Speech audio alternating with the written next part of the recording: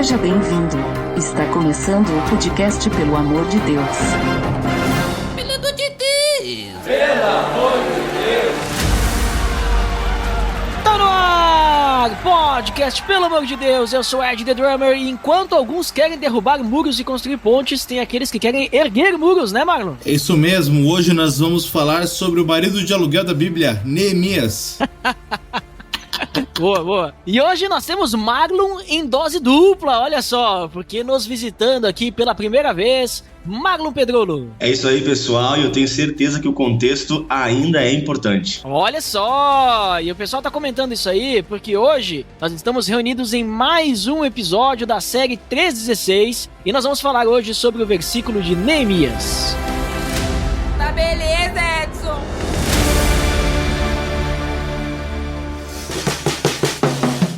Você está escutando o podcast do site peloamordedeus.org.br e vai ao ar sempre nas sextas-feiras, a cada 21 dias. Inscreva-se no nosso feed para não perder nenhum episódio em peloamordedeus.org.br/feed/podcast ou pesquise nas plataformas e agregadores de podcast. Curta nossa fanpage em facebook.com/oficialpadd. Nos siga no Twitter através do @_PADD e também no Instagram oficialpadd. Ou entre em contato conosco através do e-mail contato@peloamordedeus.org.br. Então, pessoal, como comentado, hoje mais um episódio da série 316. Nós vamos falar sobre o versículo 316 de Neemias. Então, Marloves, por favor, comece você aí, traga-nos esse versículo em uma das versões que você previamente escolheu aí. Vou na minha queridinha NVI, diz assim: além dele, Neemias, filho de Osbuque, governador de meio distrito de Bet-Zur, fez os reparos até em frente dos túmulos de Davi, até o açude artificial e a casa dos soldados. Muito bem, não entendi nada, né? Não, tô brincando. Pedrolo, faça as honras e escolha outra versão e leia para nós, por favor. Vamos lá com uma versão um pouquinho mais raiz aqui, a Almeida Revista e Corrigida. Depois dele edificou Neemias, filho de Asbuque, maioral da metade de Bet-Zur, até defronte dos sepulcros de Davi, e até ao viveiro artificial, e até a casa dos varões. O cara é o maioral, vocês viram? Eu vou ler aqui, então, só pra gente pegar, assim, uma paráfrase, né? Bem parafraseada, a mensagem. Depois dele, Neemias, filho de Asbuque, governador da metade do distrito de Bet-Zur, trabalhou desde o trecho diante do túmulo de Davi até o tanque artificial e a casa dos soldados. Até aqui, Magloves, tudo meio parecido, né? Quer ler mais uma aí pra gente? Beleza, vamos... Eu gosto das versões que tu coloca aqui, que é umas bíblias que eu nunca vi na vida, mas... Tá, então vamos uma bem diferentona aqui. Vamos na versão católica, tá? Depois dele, Neemias, filho de Asboque, chefe da metade do distrito de Bet-Zur, trabalhou até defronte do túmulo de Davi, até o reservatório artificial e até a casa dos heróis.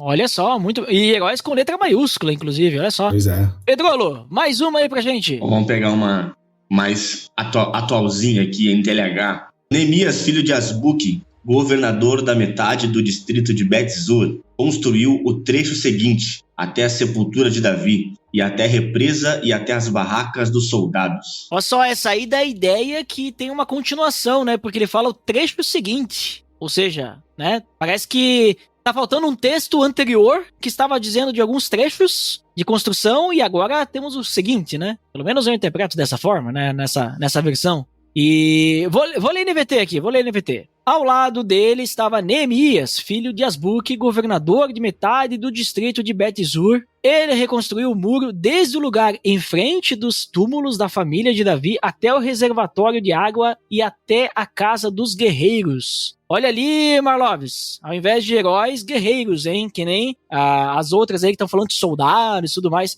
Tu quer ler mais alguma, Marlon, ou tu acha que já é suficiente? Cara, acho que é suficiente. Acho que deu pra pegar aqui a mensagem, né? Uhum. Teve aquela que o Pedrolo leu, que ao invés de heróis, né, falava varões, e na Almeida, corrigida e fiel, ela fala Casa dos Valentes, né? Então, eu acho que algumas modificações que a gente tem é mais, assim, em nomes, assim, mas basicamente o texto de todas as versões, até das paráfrases, é basicamente o mesmo, né? A mesma ideia. E aí, eu pergunto pra vocês aí, Pedrolo, se quiser começar aí, o que tu entende desse texto aí que a gente acabou de ler, né? Desse pequeno trecho, né? Que, digamos assim, tu viu uma Kombi passando na rua e do lado da Kombi estava escrito isso que tu acabou de ler. O que tu entende disso? Olha, o texto é bem vago, né? A leitura isolada aqui de 16 realmente não nos traz informações muito ricas e nos deixa bem perdido no assunto, né? Até uma das versões que você leu ali falava sobre o trecho seguinte, né? Então fica bem nítido que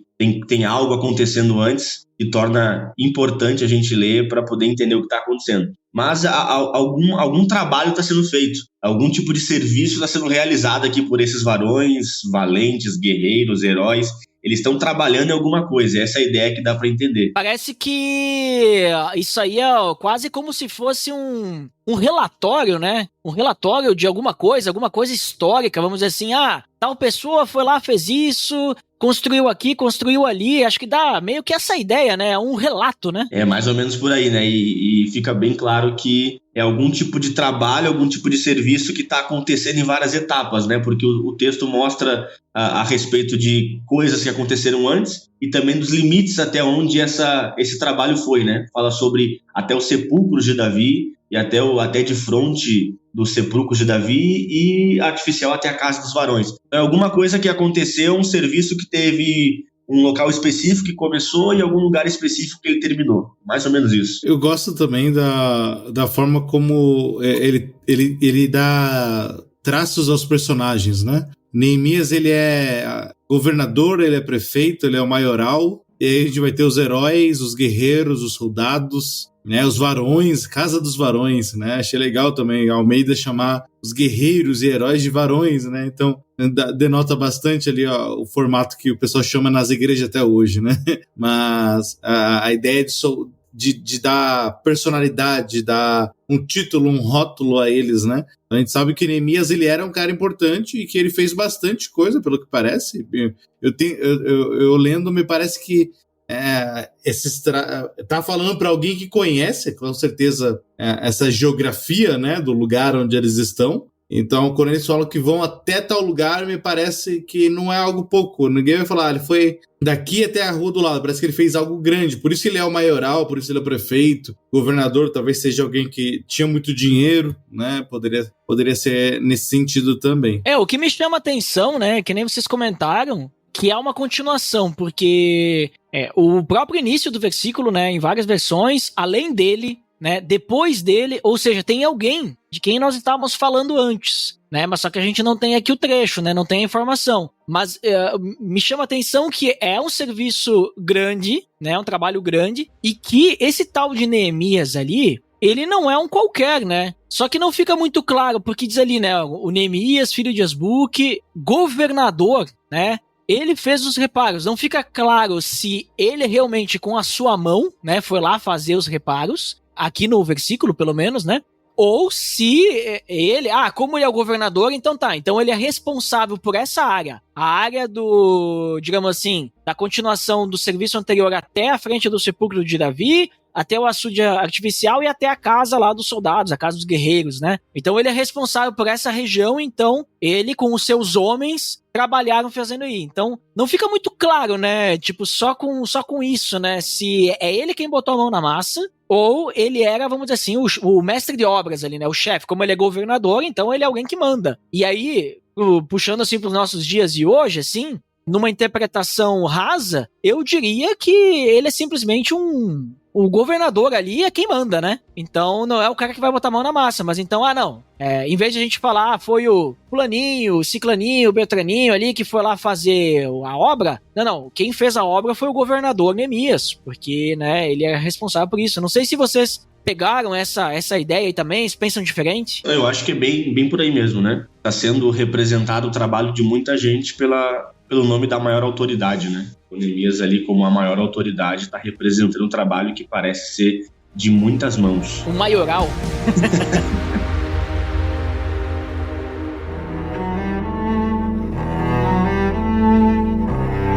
Então, pessoal, agora que nós lemos aí o texto de hoje, o versículo 3:16 de hoje, e tentamos entender o que ele fala sozinho, isoladamente, vamos agora entender o que ele quer dizer dentro do contexto, e acho que para isso nós precisamos entender o contexto, né, ao que se encaixa esse versículo 3:16, né, de Neemias. Quem é que pode começar compartilhando aí? Quem que escreveu isso? Quando que escreveu? Toda essa parte contextual, cultural, né, a que se encaixa o versículo 16 do capítulo 3 de Neemias. Posso falar um pouco? Neemias, a maioria entende que foi escrito ou pelo próprio Neemias ou por Esdras, que foi o profeta que viveu, né, esse período aí em que a história de Neemias está narrando.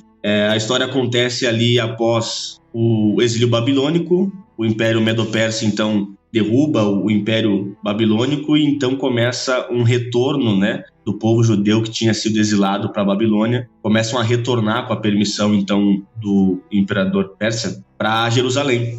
Primeiramente, então, acontece ali o retorno de um povo liderado por Zorobabel. Eles retornam para Jerusalém para edificar o templo, né? E depois uma segunda leva vem com Esdras para começar, então, uma reconstrução mais religiosa, né? Para que o povo, então, agora, depois de ter reconstruído o altar, reconstruído o templo, eles possam, então, reestabelecer a lei, reestabelecer a ordem religiosa. E logo na sequência ali, junto com Esdras, Neemias também retorna. Ele estava, no momento, vivendo no palácio do rei, ele era copeiro do rei. Então, Neemias ali, o grande nome desse livro, né? Que não é o mesmo Neemias ali do versículo 16. Ah, é verdade. Mas é o grande nome desse livro. Ele está trabalhando, então, lá no palácio do rei Artaxerxes I. Artaxerxes, é até difícil falar esse negócio aí, mas é esse cara, e não se sabe exatamente como Neemias foi parar no palácio, mas ele ocupava uma posição bem importante de copeiro, né? Uma posição de extrema confiança. Neemias, então, ele fica sabendo da situação do seu povo lá em Jerusalém, que tinha retornado, tinham começado a reconstrução do templo, tinham começado uma reforma religiosa, mas os muros da cidade estavam destruídos, as pessoas estavam meio desanimadas ainda. Neemias, então, pede autorização para retornar à sua terra, né, ao seu povo, e liderar, então, a reconstrução dos muros. Então, basicamente, isso aconteceu por volta de 420 a.C., e é nesse contexto que 3:16 está relacionado com o retorno de Neemias, um copeiro do rei, para governar o seu povo que estava em Jerusalém, desanimado, a reconstruir os muros da sua cidade. E Maglon, ou melhor, Maglon Vieira, né? Porque agora nós estamos com 2 Maglons aqui, aí eu tenho que me controlar. Quando que acontece aí esse momento ali, né, que a gente leu? Porque o Marlon Pedrolo, ele comentou ali, né, que isso, Neemias, ele vai para Jerusalém e tudo mais, mas esse momento do 3:16, ele está acontecendo, digamos assim, no início da obra, já passou um tempo, porque, né, tem toda essa questão da reconstrução dos muros, né, é no final. Eu acho que uma coisa que eu gosto de salientar também aqui é que Neemias, também Esdras, acho que eles vão sempre salientar talvez a parte boa da liderança deles para voltar a Jerusalém, né? A liderança deles é um incentivo à igreja, a sua liderança, ao seu amor, aonde está o seu povo, aonde você foi colocado, né? Neemias, ele é visto triste por conta do que acontecia com o seu povo, com a sua cidade, né? E aqui acho que a gente poderia só falar de Neemias, no seu contexto, sobre a importância para nós como cristãos, talvez com a nossa igreja local. Acho que a gente vai chegar em algum momento nesse sentido. Mas 3:16 ele já vai estar no contexto de estamos construindo, né? Daí se a gente já vai pegar o trecho 3:16 que a gente discutiu e tentou analisar isoladamente, é bem o que o Duda comentou no início, parece um relatório, né? Parece uma forma de que eu dê reconhecimento àqueles que me ajudaram ou ajudaram a Jerusalém ser reconstruída, né? É uma forma de lembrança, uma forma de eu vou ter o nome deles na história também. Eles ajudaram para que Jerusalém retomasse o seu fulgor, como pudesse começar a reconstruir sua reconstrução. E ali eu não digo nenhum relatório, é quase para mim uma bibliografia de uma tese, né? Quem estava construindo, inclusive, se a gente for no capítulo 3, versículo 5, ele também coloca lá, os nobres não o ajudaram, né? Ele coloca o nome de quem ajudou, mas ele deixa bem claro quem não ajudou a construir, né? Então ele começa ali, todas as partes em volta de Jerusalém, ele ainda denomina a porta norte, a porta X, a porta Y, né? Ele começa a dizer trecho por trecho, que é o que ele faz ali, né? Dando uma geografia para que talvez quem visse ou daqui no futuro pudesse ver também, entender um pouco da geografia do lugar, saber quem construiu mais, quem construiu menos, quem deu mais energia, quem deu menos, enfim, né? Então, ali, digamos, eu acredito que já foi até construído, ele está fazendo um relatório de quem ou construiu ou quem se dispôs a construir partes da muralha, né? Então, acho isso muito legal também. Sim, porque ele tá fazendo um registro, né, que tá comentando. E aí eu entendo, assim, que essa parte do 316 já é bem a parte que ele tá registrando como é que foi a divisão do trabalho nessa reconstrução. Então, ele tá falando, que nem tu disse ali, ao trabalho feito. E na minha opinião, e aí acho que agora a gente pode até começar a entender ali esse versículo, eu acredito que o tal do Neemias ali, o filho do Azbuk, ele ficou encarregado de reparar esse trecho, né, do muro, mas eu acredito que ele botou a mão na massa também, tá? Talvez não foi só ele sozinho, né? Ele tinha sua família, ele tinha as pessoas que estavam junto com ele, mas eu acredito que ele botou a mão na massa, porque a gente percebe muito no contexto ali, né, dessa reconstrução do muro, né, que se o nome da pessoa aparece aí é porque ela botou a mão na massa. E a gente percebe também muito que acontece deles estarem juntos, se envolvendo mesmo, cada um cuidando ali, né, do seu trecho, de onde está a sua casa, e tem até o outro trecho, né, que fala sobre a parte em que eles ficavam com a espada numa mão e o martelo na outra, e assim vai, né? E até, se alguém quiser conhecer mais sobre a história de Neemias, aí, né, porque hoje a gente não vai se aprofundar tanto, a gente tá falando do versículo 316, mas se alguém quiser mais, nós temos um episódio da série Personagens da Bíblia que nós falamos só sobre Neemias, então, link no post pra você conferir aí. E aí, eu pergunto pra vocês assim, então, olhando nesse ponto, né, que interpretações que a gente pode tirar, né, dentro desse versículo 3:16, diante do seu contexto? Qual que é o ponto principal? É só será que a gente tira disso aí é só um registro? Ou a gente pode, daqui a pouco, pegar alguma coisinha a mais, aprender alguma coisa com ele? O que tu me diz aí, Pedro? Olha, eu acredito que realmente, né, trazendo aquela ideia que foi comentada no início de passou uma Kombi ali com essa frase na lateral, né, se eu estivesse abrindo a Bíblia pela primeira vez na minha vida e fosse ler Neemias 3:16 de forma bem aleatória, o versículo por si só não fala muita coisa, né? Não traz informações ao ponto de se ter uma reflexão profunda. Não é um versículo diretamente messiânico, ou que contém uma promessa, ou que tem algum tipo de profecia. Então, realmente, o versículo de forma isolada, ele é bastante vago, né? Mas começando, então, a entender o contexto que ele está inserido, é um contexto de trabalho e de serviço. Então, a gente começa a perceber que tem uma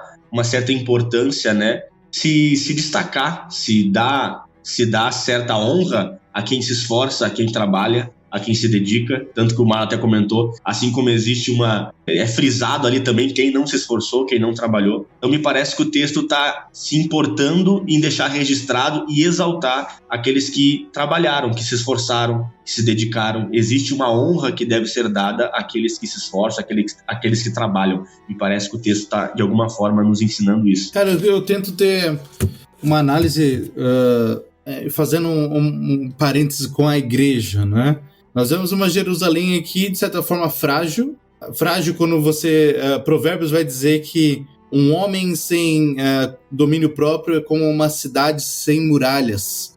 O que ele queria dizer é que uma cidade sem muralhas, ela é frágil. Ela está aberta a conflitos, ao inimigo entrar, a ter a abertura de que o derredor, né, pudesse adentrar em Jerusalém, pudesse conquistar Jerusalém. E aí acho que parte a tristeza de Neemias, né? Então quando a gente lê isoladamente, realmente ele não faz tanto sentido, mas quando eu vejo o contexto, quando eu vejo o registro de vários homens, né, de várias famílias reconstruindo partes, para mim é um paralelo à igreja, né? Assim como Jerusalém estava ali né, destruída, talvez estava, digamos assim, ela estava frágil, né, para que pudesse ter a entrada de inimigos.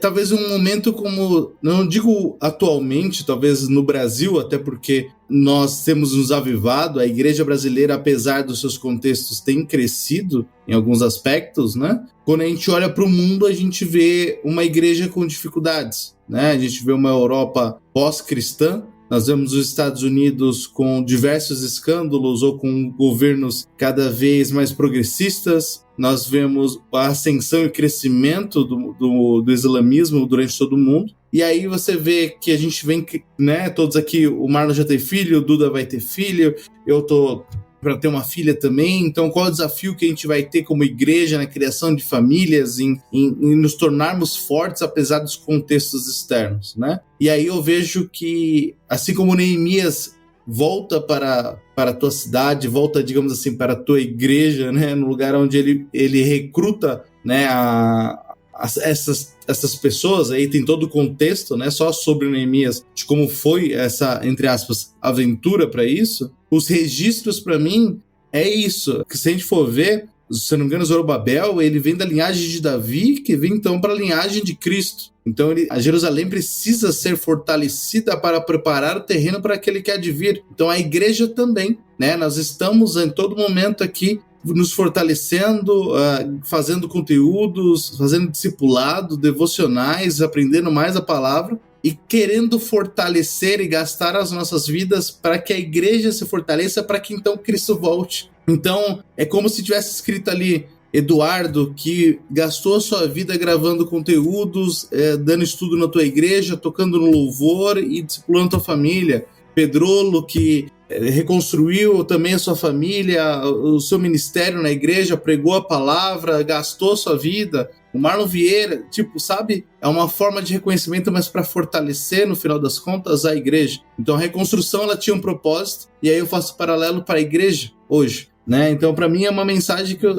entra no meu coração dessa forma, como se tivéssemos escrito o meu nome ali também, de alguma forma. Se eu gastar a minha vida para que a igreja se fortaleça para a volta de Cristo. Então, eu fui um pouquinho nesse sentido, analisando todo o contexto, né? Mas sabe, Marlon, aproveitando esse teu gancho aí, né, da conexão com a igreja, eu também conecto alguns pontos ali, mas assim, nem pensando na questão da reconstrução. Tem a questão da reconstrução, que eu acho que é um tema, assim, bem importante, que está em volta desse versículo. Mas um outro ponto, assim, que eu adiciono, que tem também a ver com a reconstrução, mas não, assim, a questão específica da reconstrução. Eu já vou explicar melhor. Tô, né, dando volta. Mas que nem a questão do serviço. Eu vejo, assim, esse versículo falando ali, bom, teve um dos homens, né, o governador ali, que então ele fez alguns reparos. E aí quando a gente olha o contexto, nossa, que nem vocês falaram, capítulo 3, ele tá recheado, né, de pessoas, ou, vamos dizer assim, líderes, né, que estiveram envolvidos em alguma parte da reconstrução do muro. Então, eu vejo duas coisas bem interessantes nisso, né? Primeiro, uma questão de distribuição de tarefas, né? Que Neemias não foi lá reconstruir tudo sozinho, mas ele pegou a ajuda de outras pessoas, de outros líderes, para que esses outros líderes pudessem auxiliar a ele com suas equipes, com suas famílias, com os seus distritos, né, as pessoas que moravam nos seus distritos, para ajudar nessa reconstrução. Então eu vejo assim a importância de nós sabermos que o evangelho, a gente vai levar o evangelho adiante, todos nós somos importantes, mas nós precisamos fazer isso juntos, porque uma pessoa só não ia reconstruir o muro de Jerusalém em 50 e poucos dias, mas todo aquele povo reconstruiu em tempo recorde que, digamos assim,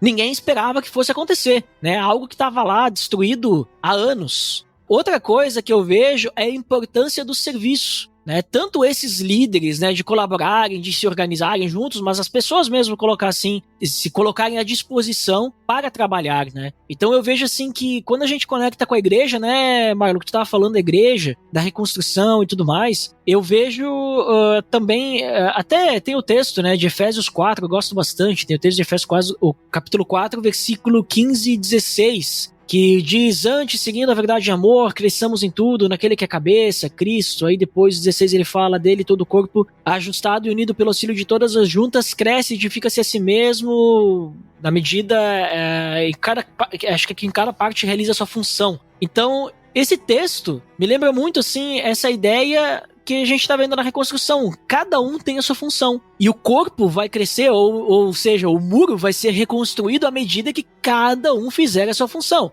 À medida que cada um que ficou responsável por um trecho do muro vai reconstruir, né? Então, puxando também, adicionando, né, isso que vocês comentaram, eu percebo, né, que, digamos assim, não tá específico ali no versículo, tá nas entrelinhas dele, com base em todo o contexto do capítulo inteiro, né? Do capítulo inteiro não, tipo, dos primeiros 3 capítulos aí de Neemias, né? Porque vem já de um contexto aí, de uma história, né? Que vem desde antes ali que o Pedrolo nos deu o contexto, né? E aí, eu perguntando agora pra vocês, né? Diante disso, desses pontos que a gente tá comentando, existe uma aplicação prática pra nós hoje, né? Desse versículo? O que vocês me dizem aí? Olha, eu acho não, tenho certeza que esse caminho, né, que você até seguiu muito bem, Edu, que é sobre a unidade, né? Foram em torno de 40 grupos, né?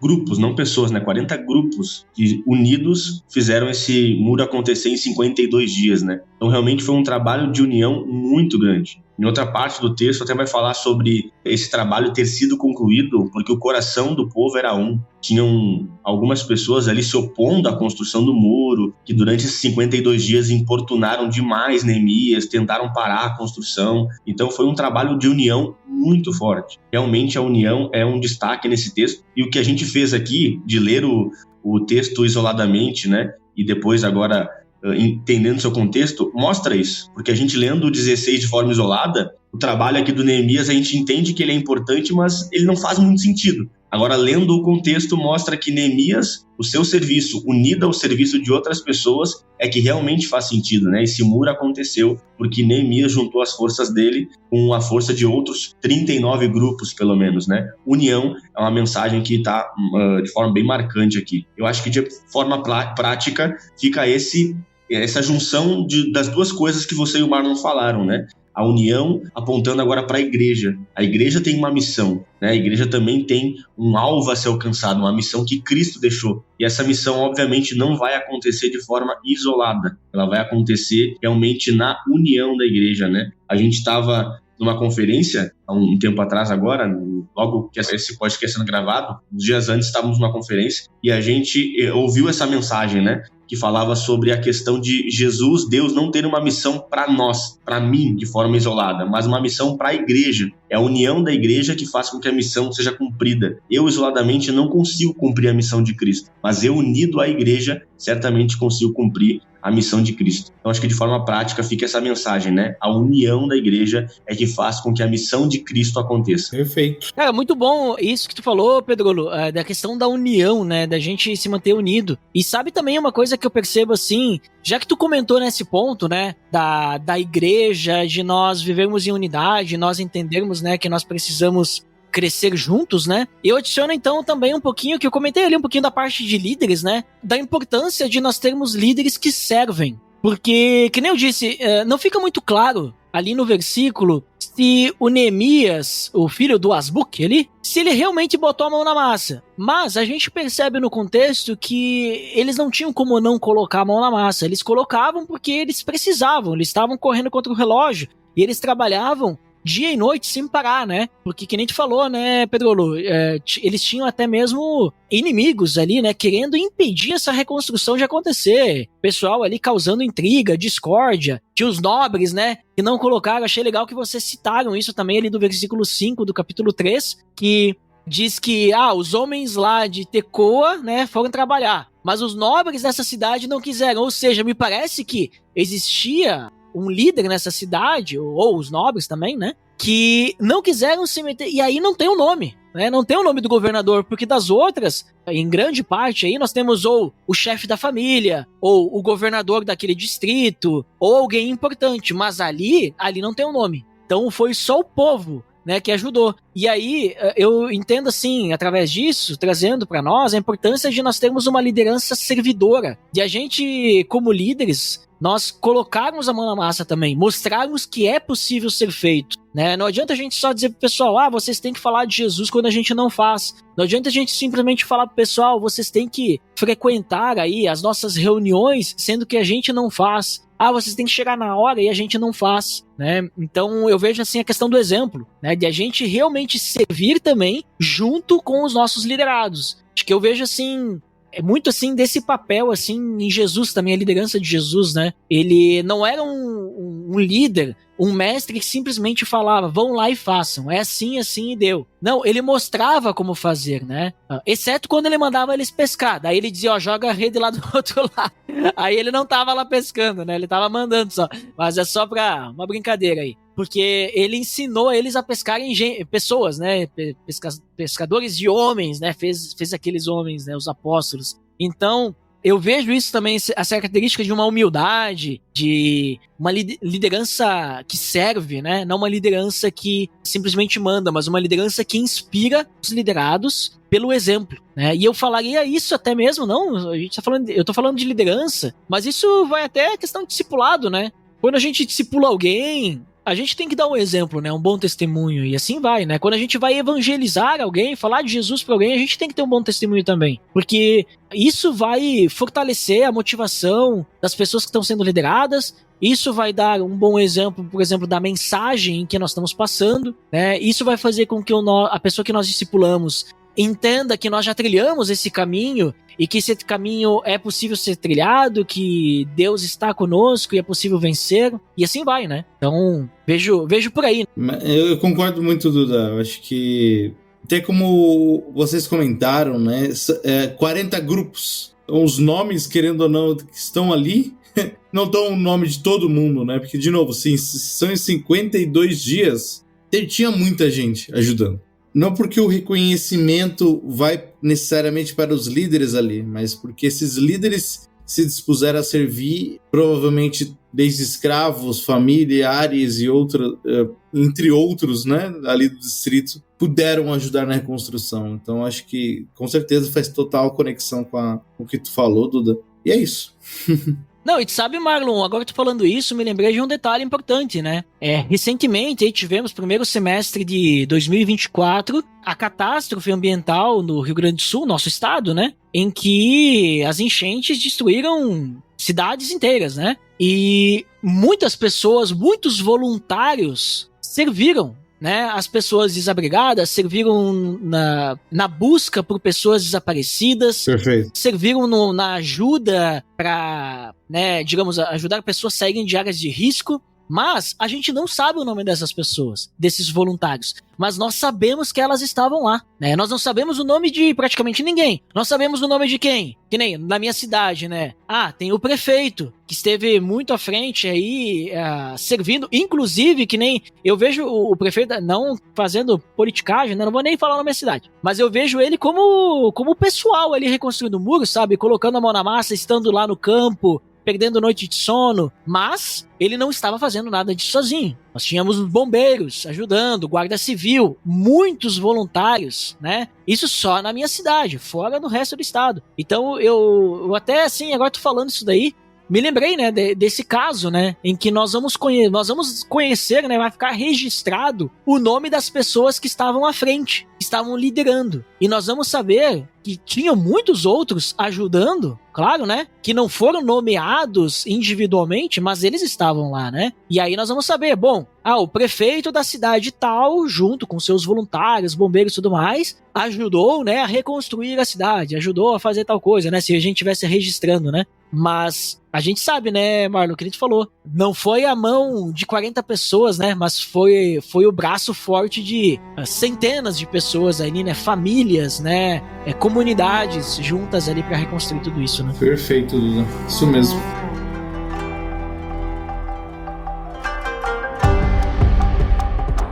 Então, pessoal, muito interessante aí o papo que nós tivemos em cima de um versículo assim que parece não fazer muito sentido, né? e teremos mais desses ainda. Ô, Marlon, a gente vai ter mais desses, tá? Não é todo versículo que é João 3,16, que tá pronto, né? Que sozinho ele já informa tudo. Mas vamos lá, Marloves! Por favor, nos diga aí o que você finalmente considera e depois comenta, né? Se esse versículo é útil para decorar de forma isolada ou ele não faz sentido e a gente precisa do contexto. Vamos lá, galera. Cara, o livro de Neemias, eu acredito que é um livro fantástico, né? É um livro que nos traz ensinamentos sobre liderança, sobre fervor, sobre obediência. E agora, como a gente comentou também sobre a comunidade, né? Sobre a igreja, sobre não ser o serviço de um só, né? Apesar do o nome levar o livro de Neemias, apesar de que no capítulo 3 a gente tem esse relatório com alguns nomes, a gente sabe que foram trabalhos de talvez centenas ou até de milhares de pessoas para que o objetivo fosse concluído. E não é diferente para a igreja, né? Não é o pastor que tem uma autoridade maior que a nossa, não é uma pessoa que está no louvor, que tem mais evidência, ou a pessoa que está liderando algum ministério. Somos todos nós. Eu não lembro bem qual teólogo fala sobre essa frase, né? Mas era basicamente: se quer mudar o mundo, vá para casa e ame sua família. Então é um trabalho pequeno que parece que ser diminuído, a gente quer estar nos holofotes, mas é nos trabalhos, nos bastidores de quem nós somos, quem nos conhece, que vão fazer com que a gente edifique a igreja, faça com que a sociedade seja melhor, para que os nossos filhos possam nascer num mundo talvez um pouquinho menos pior do que a gente sabe que vai ser e já é, né? Mas também se dedicar desde o discipulado ao serviço da igreja, ao trabalho comunitário com os irmãos, né? A exortação, a confissão de pecados, tudo isso para mim são pequenos tijolos na reconstrução da muralha para proteger a igreja e também as nossas famílias e também a nós mesmos como das armadilhas do inimigo, né? Então, para mim é isso que me traz essa mensagem. Esse versículo por si só, ele não é de memorizar, né? Não é ele isoladamente, como o Pedrolo disse, se eu leio sem ser um cristão, né? Ainda sendo cristão, aqui a gente está falando de pessoas aqui com mais de 10 anos de conversão facilmente. Mesmo nós lendo isoladamente, a gente não consegue tirar tantos ensinamentos. A gente entende um pouco o contexto. Mas olhando novamente o livro de Neemias, reforçando o link no post do Ed The Drummer para ler o livro de Neemias, ouvir o podcast sobre o livro de Neemias, ele é fantástico, né? Então eu recomendo que não leia só o capítulo 3, mas o livro todo, para que possa ser edificado e possa pegar como exemplo, né, esse amor pelo povo, pela igreja local, pelo serviço, pela comunidade que Neemias teve. E que a gente possa ter com as nossas igrejas locais, com a nossa família, com os nossos discipulandos também. Mas é isso. Muito bem, Marlon. Muito obrigado aí por participar conosco mais uma vez. E, Pedrolo, por favor, agora é sua vez. Nos diga aí o que você finalmente considera. E depois também comenta se, na tua opinião, ele é útil para decorar ou não, porque ele precisa de contexto. E depois também aproveite e, se quiser deixar aí algum link, alguma coisa, uma forma de contato ou algum projeto que tu participa, que tu tem aí, fique à vontade. O microfone é teu aí. Show de bola. Sobre considerações finais, acho que fica aqui uma reflexão também a respeito da postura do grande nome do livro, né? Neemias. Nós nem falamos tanto a respeito do Neemias mais especificamente, né? Foi abordado os líderes de forma geral, mas o livro tem um nome em destaque que é o Neemias, né? Ele sai da zona de conforto dele para abraçar uma missão. Então acho que fica de reflexão que a missão é mais importante que o nosso conforto. Trazendo um paralelo então para a igreja, que foi algo que foi feito ao longo aqui desse podcast, né? A igreja tem uma missão, muitas vezes participar dessa missão exige que eu saia da minha zona de conforto. Mas assim como Neemias, e assim como Paulo, assim como os apóstolos de forma geral mostram pra gente que a missão ela tem um valor e uma importância muito maior do que o meu conforto. Então achei que esse é o convite que Neemias faz pra gente e que de forma ilustrativa remete à igreja de que nós temos uma missão, precisamos estar unidos para que essa missão aconteça, ainda que isso me tire da minha zona de conforto, né? Neemias estava no palácio, numa posição de honra, do lado de um rei, que o tratava muito bem, mas ele faz questão de estar na cidade dele num momento muito delicado e abraçar uma missão. E ele consegue realmente reanimar um povo, reanimar toda uma gente que estava desanimada, estava sem esperança, e um trabalho fantástico acontece em 52 dias. Acho que isso que fica de reflexão. Acho que a leitura realmente isolada do versículo, ela não nos diz muita coisa, então acho que não é recomendado aí uma leitura para decorar Neemias 3,16, mas incentivo a ler o contexto, capítulos anteriores e posteriores para conseguir absorver alguma coisa de maior significância do texto, né? Sobre deixar algum contato, algum link, fica só no Instagram, né? Para quem quiser me acompanhar lá, marlon.pedrolo, ou é marlon_pedrolo, nem sei. Tenta os dois lá e vai aparecer alguém ali, se for alguém cristão, pode seguir. Aí vai tá no caminho certo. Mas sabe como é que vai ficar fácil? Porque vai ter o link no post. Aí o pessoal vai te achar facilmente. Muito obrigado aí, Pedrolo. Obrigado por participar conosco. Obrigado também ao Marlon Vieira por fazer essa conexão, né? Te levar o convite. Obrigado por participarem. E eu também gostaria de deixar as minhas considerações finais, porque eu também participei do episódio e eu tenho direito, como sempre digo.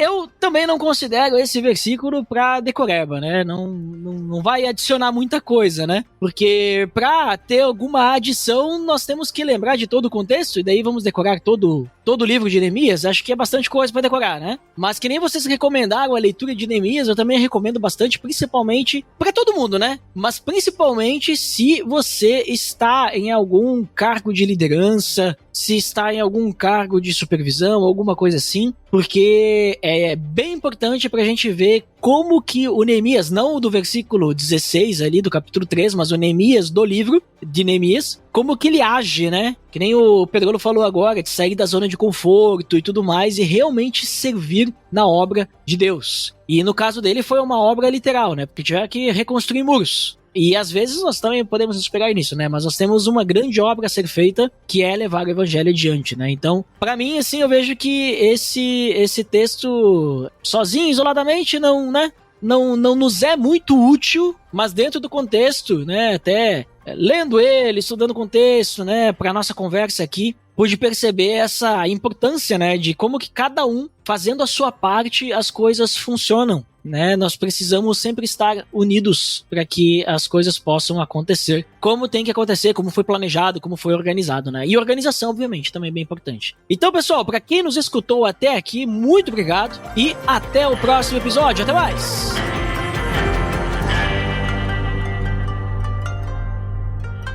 Pelo amor de Deus!